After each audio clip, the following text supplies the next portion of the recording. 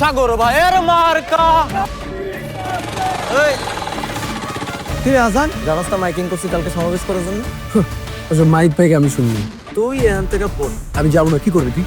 সব ব্যাঙ্গে চলে লো। গাড়ি যাবি কত কত দাও।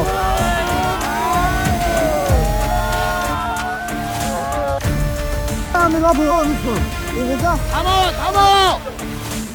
রাস্তা বন্ধ করে কি করছো তোমরা? সভা করার জন্য পারমিশন নিছো? এটা কি বলে? এটা আমাদের এলাকা, এখানে সমাবেশ করার জন্য কার পারমিশন? এলাকা কি তোর নিজের রে?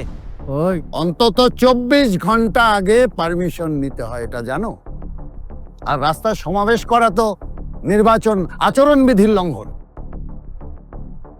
এটা কি করেছো? প্রতীক 3 মিটারের বড় হলে আর ছবি 60 সেন্টিমিটারের বেশি হলে প্রার্থিতাই বাতিল। বলেন কি স্যার?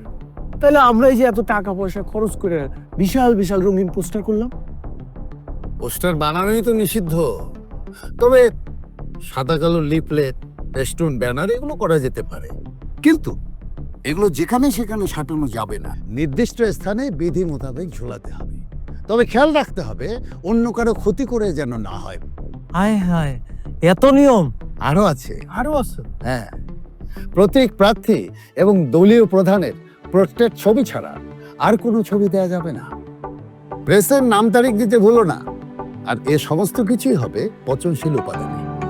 দেশ ও দেশের মানুষের পরিবেশ নিয়ে যদি প্রার্থীরা চিন্তা না করে, তাহলে কে করবে? নির্বাচনী আচরণবিধি মেনে চলি, সুষ্ঠু নির্বাচন নিশ্চিত করি।